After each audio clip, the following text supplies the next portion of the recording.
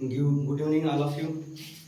आज पुनः लौटे एक नए सेशन के साथ जो अभी तक तो मैथ रीजनिंग जैसे क्वेश्चन को धीरे धीरे सॉल्व करते आए थे, लेकिन आज लौटे हैं हम एक नए सेशन के साथ। बहुत से लोगों की डिमांड थी, कमेंट भी आते थे सर पॉलिटिक्स कब पढ़ा रहे हैं, पॉलिटिक्स कब पढ़ा रहे हैं। तो आज समय मिला और समय मिलने के साथ आज मैंने आपको एक पॉलिटिक्स के चैप्टर लिया है। जो चैप्टर है हमारा पंचायती राज व्यवस्था, यानी हमारा नया चैप्टर है पंचायती राज व्यवस्था।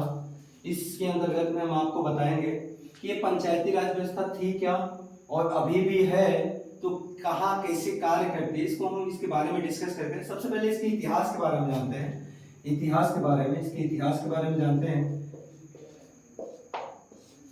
तो सबसे पहले जब चोल वंश का समय था तो उस समय काफी हद तक यानी काफी समय इसका क्या था, प्रचलन था, पंचायती राज व्यवस्था का प्रचलन था। यानी चोल वंश के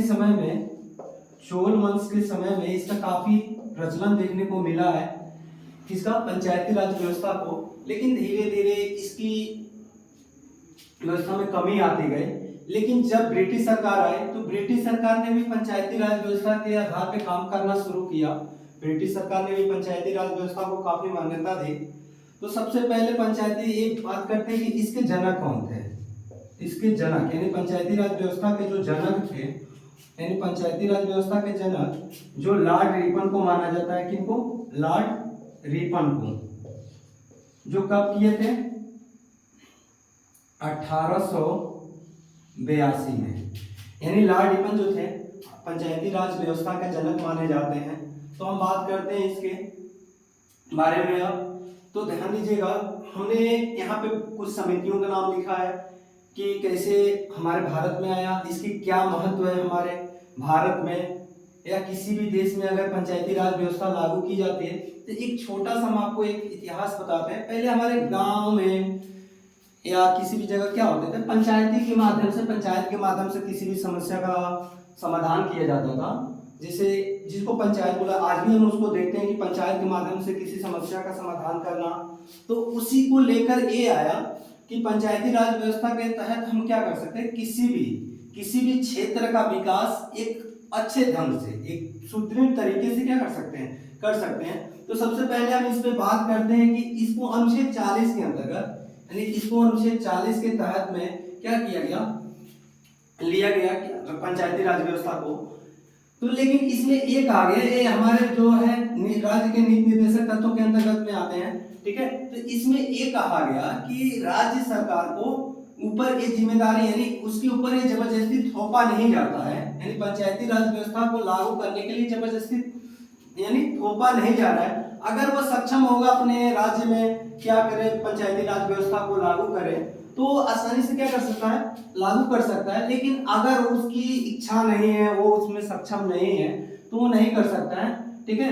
तो लेकिन उसके बाद यानी जो सक्षम है वो कर सकता है, जो नहीं सक्षम है नहीं कर सकता है। लेकिन धीरे धीरे अब क्या हुए, इस बात पे बहस होने लगा, और बहस होने के साथ साथ जैसे जो गांधीवादी लोग थे, जो गांधी को मानते थे, जैसे दादा भाई नौरोजी हो गए, गांधी जी हो गए, इनका मानना था कि स्थानीय स्वशासन का प्रस्ताव रखना चाहिए, स्थानीय स्वशासन हमारे देश में होना चाहिए, यानी पंचायती राज व्यवस्था होना चाहिए।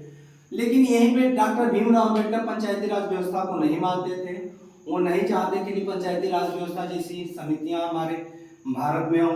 लेकिन इसके मध्य में मतलब इसको आगे लेके चलते हुए यानी इस पे काफी फोकस किया गया, और फोकस करने के बाद सबसे पहले जो पंचायती राज व्यवस्था थी,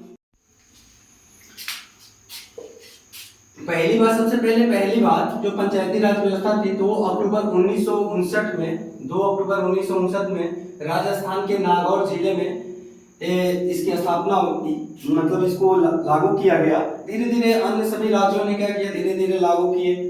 तो इसमें कुछ समितियां आई, जिस समितियों में काम किया, पहला बलवंत राय मेहता समिति, ठीक है। बलवंत राय मेहता समिति कब आई, 1957 में बलवंत राय मेहता समिति बनी। और उस समिति में यह कहा गया कि त्रिस्तरीय पंचायत की वकालत की गई। किसकी, त्रिस्तरीय। तो सबसे पहले ये देखते हैं कि त्रिस्तरीय क्या थी। तो त्रिस्तरीय में ये था कि जो त्रिस्तरीय का मतलब पहले क्या होगा, ब्लॉक स्तर पे, जिला स्तर पे और ग्राम स्तर पे। यानी त्रिस्तरीय का मतलब पहले क्या होगा, कोई भी चीज है ब्लॉक स्तर पे, उसके बाद जिला स्तर पे और उसके बाद से ग्राम स्तर पे। तो ये त्रिस्तरीय पंचायत की वकालत बलवंत राय मेहता समिति में की गई। तो एग्जाम में ये भी पूछता है कि जो त्रिस्तरीय पंचायत की वकालत किस समिति ने किया और कब किया। तो आपका क्वेश्चन यहाँ से भी उठ जाता है कि त्रिस्तरीय पंचायत की वकालत कब हुआ और किस समिति के द्वारा किया गया, या इस तरह से पूछ लेता है कि बलवंत राय मेहता समिति द्वारा कौन सी स्तरीय पंचायत की वकालत की गई। तो त्रिस्तरीय पंचायत की वकालत की गई। दूसरी समिति आती है कि अशोक मेहता समिति। दूसरी समिति आती है अशोक मेहता समिति। जो अशोक मेहता समिति 1977 में क्या हुई, 1977 में इसकी बैठक बनी, यानी एक समिति बनाई गई। और ये समिति सीधे कितने वर्षों बाद, 20 वर्षों बाद, कितने वर्षों बाद, 20 वर्षों बाद लाई गई। तो इस समिति में ये कहा गया, यानी अशोक मेहता समिति का उद्देश्य ये था कि जो, यानी इसमें देखो, इसमें लोकतांत्रिक विकेंद्रीकरण की बात की गई है कि इसमें ये कहा गया कि जो शक्ति है, यानी जो सरकार की शक्ति, यानी केंद्र की जो शक्ति है, उन शक्तियों का क्या होना चाहिए, सीधे विभाजन कहाँ पे होना चाहिए, यानी सीधे उनका क्या होना चाहिए, विकेंद्रीकरण। विकेंद्रीकरण होना चाहिए। विकेंद्रीकरण मतलब कि एक ग्राम विकेंद्रीकरण मतलब शक्तियों का बंटवारा होना चाहिए। यानी जो केंद्र सरकार की शक्तियां हैं, उन शक्तियों को सीधे कहां पे लाना चाहिए, ग्राम स्तर पे लाना चाहिए। तो इनका उद्देश्य था कि जो शक्तियां हैं, जो केंद्रीय शक्तियां हैं, उन शक्तियों को कहां लाया जाएगा, सीधे ग्राम स्तर से शुरू किया जाएगा।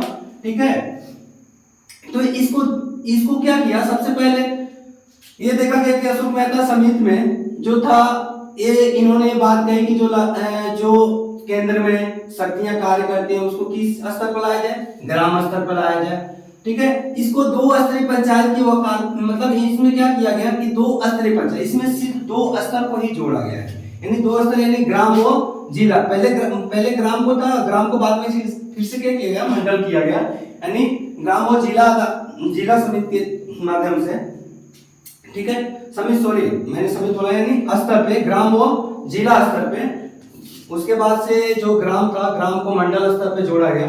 ठीक है, तो इसमें इन्होंने कहा कि जो शक्तियां लोग, मतलब केंद्र सरकार की जो शक्तियां हैं, वो सीधे शक्तियों का क्या हो, विभाजन हो। ठीक है, यानी विभाजन होकर, यानी उनका क्या हो, बंटवारा होकर सीधे कहां पे, ग्राम और जिला स्तर से शुरू किया जाए। तो एक काफी, मतलब इससे कभी कभी क्वेश्चन पूछ देता है कि यहाँ अशोक मेहता समिति कब गठित की गई, या 2 स्तरीय पंचायत की समिति कब गठित की गई, या 2 स्तरीय पंचायत समिति किससे संबंधित है, इस तरह के क्वेश्चन पूछ देता है। तीसरा आता है जीबीके राव समिति। जीबीके राव समिति, देखिए ये क्या है, जीबीके राव समिति क्या है।